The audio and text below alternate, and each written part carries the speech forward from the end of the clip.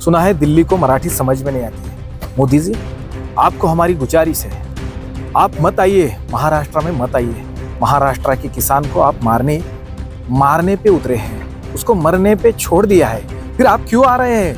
क्योंकि अब हमें घिन आ रही है इस सरकार से, जिसमें ट्रेनिंग है वो खाली खेती का है, किसानी का है। हम वहाँ के अच्छे बलि राजा है, फिर हमें क्यों बलि दिया जा रहा है? फिर सिर्फ आपकी वजह से दिया रहा है। एका रात्रीत शेतकऱ्याचं किती नुकसान होतं, त्याला स्वतःला मरण पत्करावं लागतं, इतकं नुकसान होतं आणि तो मरतो पण ते दिसत नाही। त्याचं ते मरण तुमच्या एका निर्णयामुळे झालं, तुमच्या एका पणाच्या चुकीमुळे झालं आणि ते मरण दिसलं पाहिजे, ज्यांच्यामुळे झालं त्यांच्या दारात ते गेलं पाहिजे, यासाठीचा हा प्रतिकात्मक प्रामाणिक प्रयत्न आहे। सुना है दिल्ली को मराठी समझ में नहीं आती है। मोदी जी, आपको हमारी गुजारिश है, आप मत आइए महाराष्ट्र में, मत आइए। महाराष्ट्र के किसान को आप मारने पे उतरे हैं, उसको मरने पे छोड़ दिया है, फिर आप क्यों आ रहे हैं? क्योंकि अब हमें घिन आ रही है इस सरकार से। क्या हम सरकार का हिस्सा नहीं है? क्या हम इस देश के नागरिक नहीं है? अगर है तो क्यों हमें सस्ते में जीना पड़ रहा है? सब चीज़ें महंगी है, सब चीज़ें महंगी है। संसार में रोज लगने वाली जो चीज़ें हैं वो सब महंगी है। क्यों हमारे जो किसान भाइयों के उपज है उसको क्यों सस्ते में लेना चाहते हैं? हमें ना शिक्षा सस्ते में मिलती है, ना कोई आरोग्य सस्ते में मिलता है, कुछ भी सस्ते में नहीं मिलता है। फिर हमारी प्याज आपको क्यों सस्ते में लगती है? 30 रुपया बहुत बड़ा रेट है।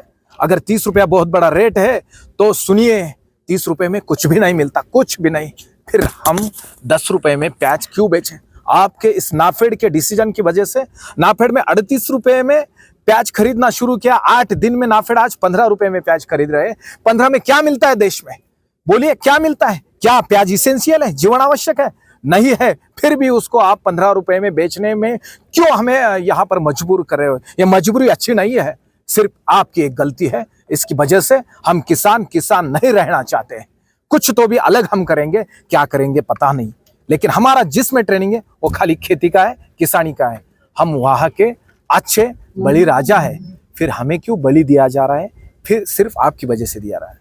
ही जी प्रेत यात्रा होती ना, हे मुद्दाम हिंदीत बोलावं लागलं तोडक्या मोडक्या, कारण दिल्लीला समजतच नाहीये आमच्या वेदना काय आहे। त्या दिल्लीला समजावणाऱ्यांची तोंड बांधले गेली आहेत, त्यांनी मूग गिळून बसलेली आहेत, म्हणून आम्हाला ह्या वेदना सांगायला ना कुठली बँक थांबत आहे, ना कुठलं फायनान्स थांबत आहे। रोज घरापर्यंत येते, आम्हाला चोर ठरवतंय, रोज घरापर्यंत येते, आम्हाला त्या ठिकाणी लाचार करते, समाजातल्या प्रतिष्ठा धुळीत मिळवते, आमच्या दारावर नोटिसा चिटकवून जाते। मग आमचं झालेल्या नुकसानाची नोटीस आम्ही कोणाच्या दारावर चिटकवायची? म्हणून हे प्रांत कार्यालय तुमचं आणि आमचं समन्वयाचं साधन आहे। आम्ही प्रांत कार्यालयावर एक प्रकारची ही नोटीस चिटकवतोय। कृपया विनंती आहे सरकारांना, आमचं झालेलं नुकसान भरून द्या। 2000 कोटी रुपये 17 दिवसात आमचं नुकसान झालेलं आहे।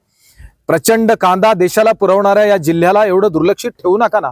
हा जिल्हा जगभरामध्ये तुमच्यासाठी समाधानकारक उत्पन्न देऊन परकीय चलन सुद्धा देतो। 30 लाख लोक बेरोजगार झाली आहेत।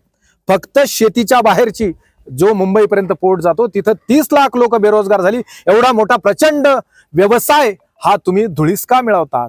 हा प्रश्न या निमित्तानं आहे। एका रात्रीत 800 कोटी आणि 17 दिवसात 1200 कोटी असे 2000 कोटी तुमच्याकडे आमचं घेणं आहे। ते 2000 कोटी ठेवा आणि मग नाशकात पाय ठेवा, ही विनंती।